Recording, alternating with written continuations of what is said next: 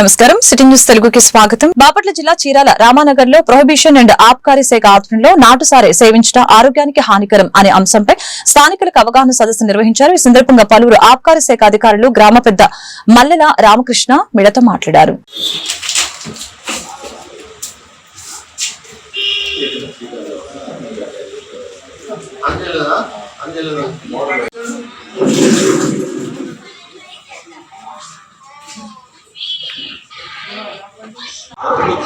చీకట్ల నుండి విముక్తి కలగాలని, నాటుసారాకు దూరంగా ఉండాలని, నాటుసారా ఒక విషద్రవం అని, అందువల్ల దానికి బానిసలు అవ్వకుండా మీరు దీనికి అలవాటు కావద్దు.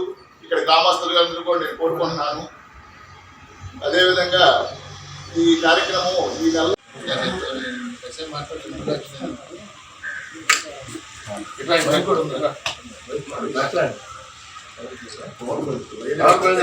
తీసుకుని ఎవరికండి తీసుకుని పెట్టి ఇవ్వండి.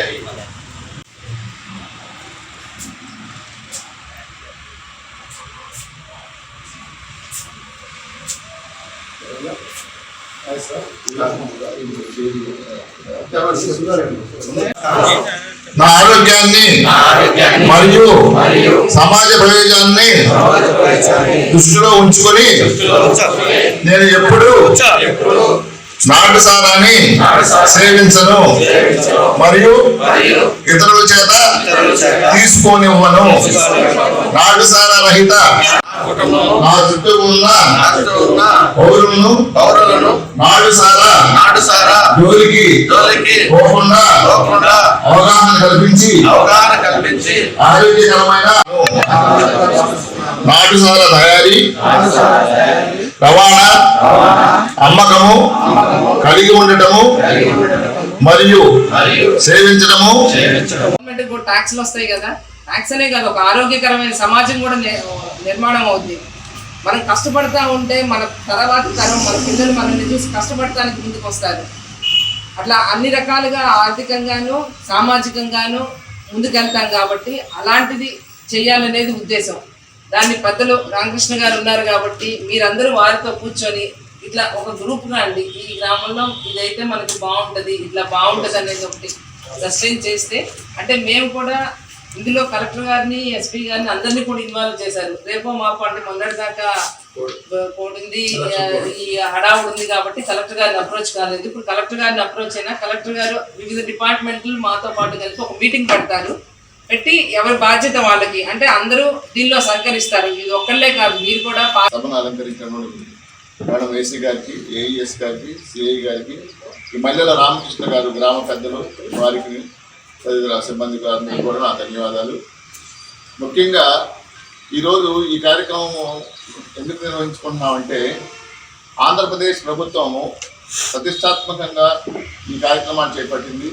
2016-17లో కూడా నవోదయం 1 ప్రవేశపెట్టింది.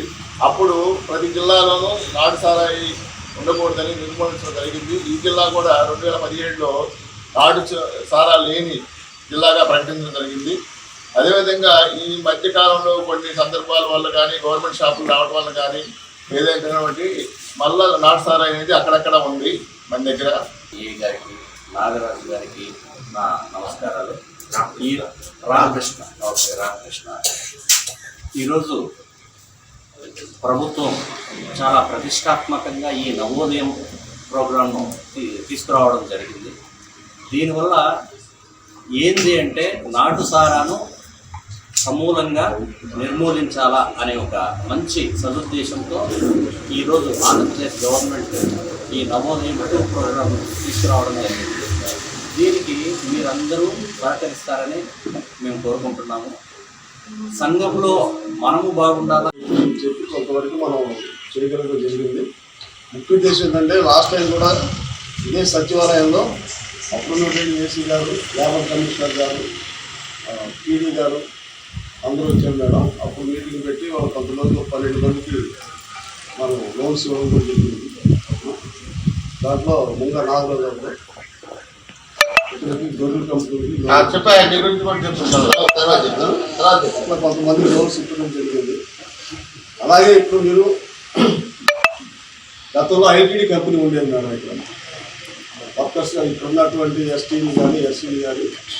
బాపట్ల జిల్లా చీరాల గడియార స్తంభం సెంటర్లో మాజీ additional superintendent of police Bhogireddy Prithvi Narayana మృతి చెందడం బాధాకరంగా ఉందని, ఆయన న్యాయం ఎటు ఉంటే అటే అండగా ఉండేవారని, విజయవాడ ఎమ్మెల్యే వంగవీటి మోహన్ రంగాతో సన్నిహితంగా ఉన్నారని, అప్పటి ప్రభుత్వం కన్నెర చేసినా రాజీ పడలేదని అన్నారు. ఆయన మన చీరాల 1వ పట్టణ పోలీస్ స్టేషన్ లో సీఐగా విధులు నిర్వహించి అనంతరం ఏఎస్పీగా ఉద్యోగ విరమణ చేశారని అన్నారు. విదేశాలలో ఉంటూ నిన్న తుదిశ్వాస విడిచారు. ఇటువంటి అధికారులు మరలా పుట్టాలని కోరుకుంటున్నామని చీరాల కాపు సంఘం నేతలు తెలియజేశారు. అనంతరం ఆయన చిత్రపటానికి పూలమాలలు వేసి నివాళులర్పించారు.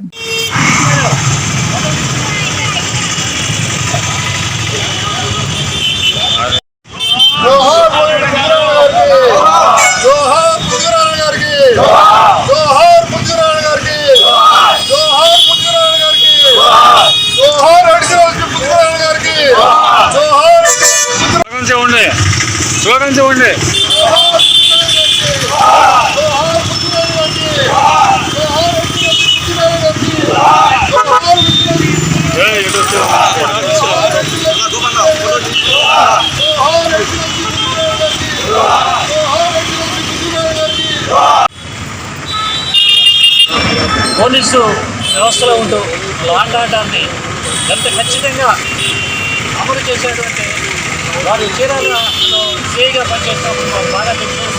రౌడీ అనే అతన్ని లేకుండా చేసిన ఘనత సూర్యనారాయణ గారికి ఉంది.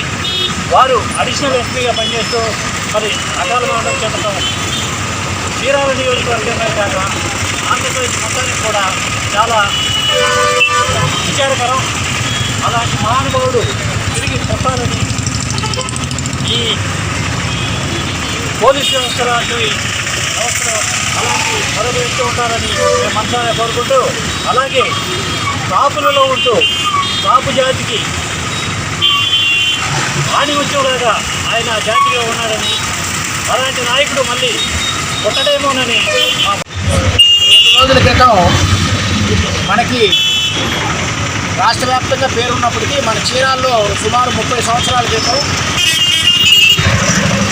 Daring and dashing dynamic circle inspector, అప్పుడు సర్కిల్ ఇన్స్పెక్టర్గా రాష్ట్రంలోనే చరిత్ర సృష్టించినటువంటి ఇష్యూస్లో ఆయన పాత్ర ఉంది. ఆయన నిర్ణయాలు కానీ ఆయన ఉద్యోగం చేసేటువంటి పనితీరు కానీ పేదవాళ్ళకి న్యాయం చేయాలనేటువంటి తపనతో ఉండేటువంటి వ్యక్తి. పెద్దవాళ్ళు తనకి పరిచయం అయినప్పటికీ వాళ్ళకి కూడా మంచిగానే ఇదిగో మీరు ఇట్లుంటే బాగుంటుంది, మీ జీవితాల్లో మార్పులు వస్తాయని చెప్పి తెలియజేసి వాళ్ళకి ఒక పక్క స్నేహంగా మేలు చేస్తూ, అట్లానే పేదవాళ్ళకు కూడా ఖచ్చితంగా పేదవాళ్ళ వైపే ఉండాలి, చట్టం అంటే పేదవాడిని రక్షించాలి అనేటువంటి ఒక దృఢ నిశ్చయంతో పనిచేసి రాష్ట్రంలోనే ఎంతోమంది ఎస్ఐలుగా, సిఐలుగా, డిఎస్పీలుగా, అడిషనల్ ఎస్పీలుగా పనిచేస్తుంటారు, రిటైర్డ్ అవుతుంటారు. కానీ త్వరలో జరగనున్న జనసేన పార్టీ ఆవిర్భావ సభకు వేమూరు నియోజకవర్గం నుంచి పార్టీ శ్రేణులు అధిక సంఖ్యలో తరలి రావాలని జనసేన పార్టీ నేత, జనసేన ప్లీనరీ బాపట్ల ఇన్ఛార్జి వడ్రాన మార్కండే బాబు తెలిపారు. బుధవారం చావలి వాలేశ్వర స్వామి దేవస్థానం ఆవరణలో పార్టీ నియోజకవర్గ సమన్వయకర్త ఉప రాజేష్ అధ్యక్షతన జనసేన పార్టీ కార్యకర్తల సమావేశం జరిగింది. ఈ సందర్భంగా మార్కండేయ బాబు మాట్లాడారు.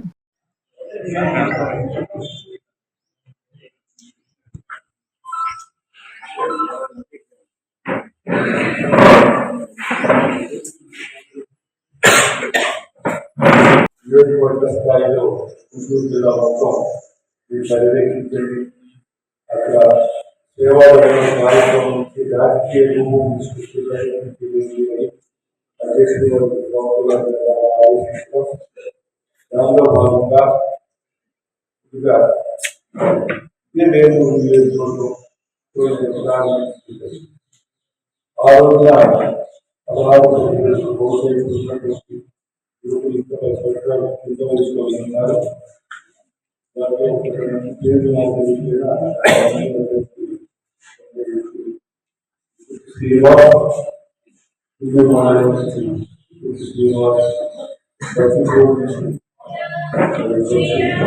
పవన్ కుమార్,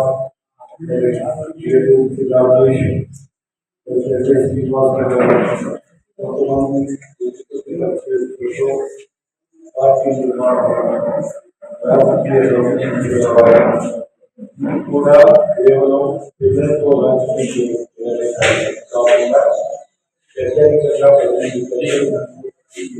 పరిస్థితి కావాలి.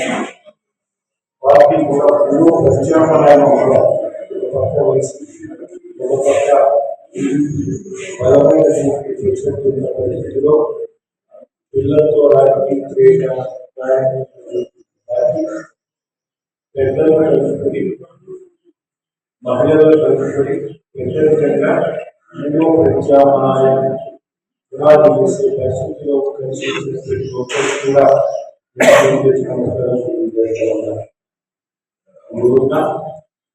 రాజకీయాలు అందరూ కూడా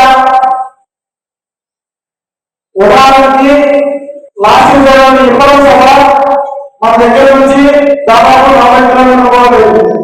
ఆ సభ కూడా మనం ఇక్కడ మన నుంచి మనం బయలుదేరితే జనంలోనే పాటిపోయింది. అటువంటి మనం ఈ కోరికలో మొట్టమొదటిసారి అధికారంలో వచ్చిన తర్వాత ఈ 12వ ఆవిర్భావ సభ ఉద్యోగుల సభ కాబట్టి మనం మన నియోజకవర్గం నుంచి వేలాదిగా తరలి వెళ్ళి ఆ సభని దిగ్విజయంగా పూర్తి చేసి మన పవన్ కళ్యాణ్ గారికి మిగిలిన మన పవన్ కళ్యాణ్ గారిని బాపట్ల కలెక్టరేట్ ఆఫీస్ నందు మున్సిపల్ వర్కర్స్ యూనియన్ ఈ రోజు ధర్నా చేయడం జరిగింది. రాష్ట్రంలో సుమారు 40,000 మంది ఆప్కాస్ కార్మికులు పనిచేస్తున్న ఈ రోజు కొత్త ప్రభుత్వం ఆప్కాస్ తొలగించాలని ప్రయత్నం చేస్తుంది. 2014 సంవత్సరంలో ఈ ప్రభుత్వమే 279 అను జీవోను ప్రవేశపెట్టి జీతాలు సక్రమంగా ఇవ్వకపోగా అనేక వేల రూపాయలు పీఎఫ్ ను చెల్లించకపోవడం వలన రాష్ట్రంలో కార్మికులు చాలా ఇబ్బందులు పడ్డారని తెలియజేశారు. ఈ రోజు వరకు కూడా 279 జీవో తాలూకా బకాయిలు చెల్లించలేదని వాపోయారు. ఈ ఆప్కాస్ పేరు మార్చి ఇంకొక పేరుతోనైనా ఇదే సిస్టమ్ కొనసాగించవలసిందిగా కోరుతున్నారు. ఈరోజు బాపట్ల జిల్లా మంత్రిమండలి తీర్మానం చేస్తే దానికి వ్యతిరేకంగా ఆప్కాస్ నే పేద ప్రజలకు కొనసాగించాలని కలెక్టరేట్ వద్ద ధర్నాకి ప్రారంభించబోతున్నాం. ఈ విషయం మీడియా వారు అధికారులు ప్రజలు గమనించాలి. చూసిన జీవం వల్ల ఎంత ప్రమాదమైన పరిస్థితుల్లో కార్మికులు ఇబ్బంది పడ్డారో. సోదరులారా, ఈ రోజున ఆంధ్రప్రదేశ్ మున్సిపల్ వర్కర్స్ యూనియన్ ఆధ్వర్యంలో రాష్ట్ర వ్యాప్తంగా పెండింగ్ సమస్యల మీద ఈరోజు విజయవాడ ఇతర ప్రాంతాల్లో కూడా నిరసన కార్యక్రమాలు జరుగుతూ ఉన్నాయి. ప్రధానంగా ఈ రాష్ట్ర ప్రభుత్వం అధికారంలోకి వచ్చిన తర్వాత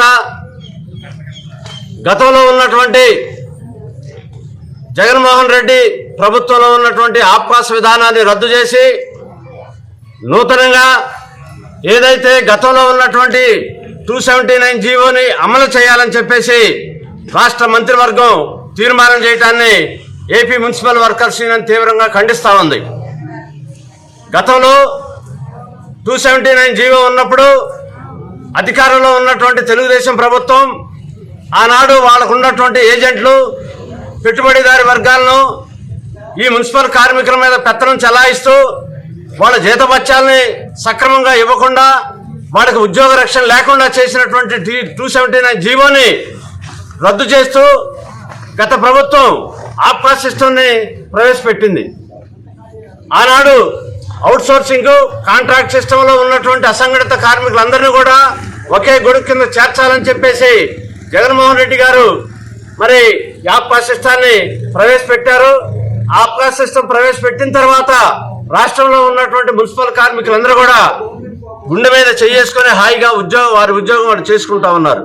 వారికి ఉద్యోగం రక్షణ ఉంది. ఎందుకంటే ఉద్యోగంలో నుంచి తీసేయాలన్నా ఉద్యోగంలో నియమించాలన్నా ఒక్క కలెక్టర్ గారికే ఆ అవకాశం ఉండేది. ఈ చోటా నాయకులు కానివ్వండి, తెలుగుదేశం ప్రభుత్వం కానీ, అధికార పార్టీ నాయకులు కానీ వాళ్ళ మాటలు విని అక్కడ ఉన్నటువంటి కమిషనర్లు కానీ లేకపోతే ఇంకోళ్ళు కానీ పనిలో నుంచి తీసేయడం కానీ కొత్త వారు నియమించడం అనేది జరగలేదు. వారికి సక్రమంగా 1వ తేదీ నుంచి 10వ తేదీ లోపు సక్రమంగా జీతాలు వస్తూ ఉన్నాయి. అదేవిధంగా ఇటీవల 2 సంవత్సరాల క్రితం జరిగినటువంటి వేతన సవరణలో కూడా మున్సిపల్ కార్మికులకి మేము కోరిన పద్ధతిలో కొన్ని అగ్రిమెంట్స్ కూడా జరిగినాయి, రాయితీలు కూడా ఇవ్వడం జరిగింది.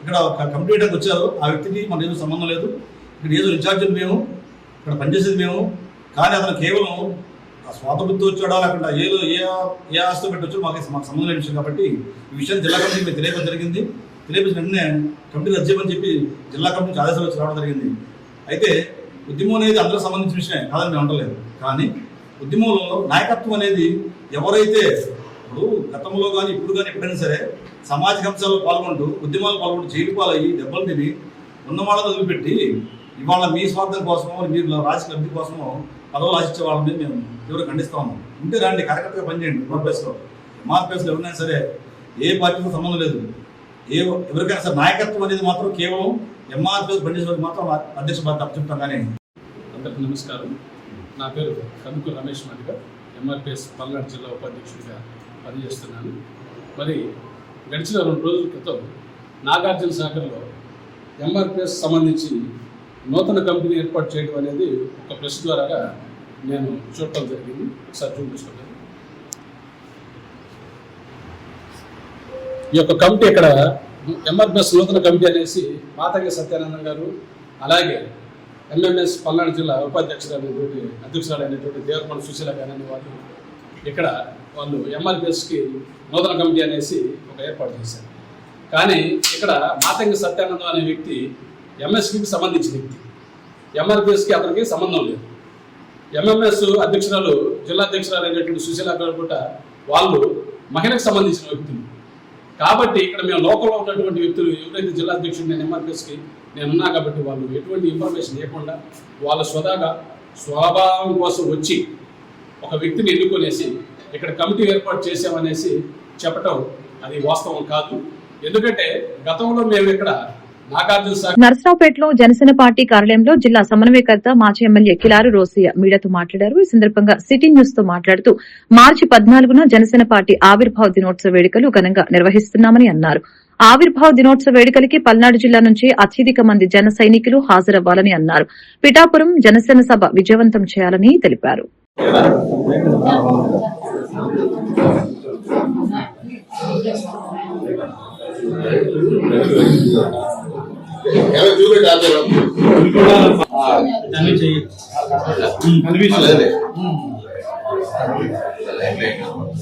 జిల్లాలో ఎక్కడైనా చేయొచ్చు పోస్టర్ ఆవిష్కరణ.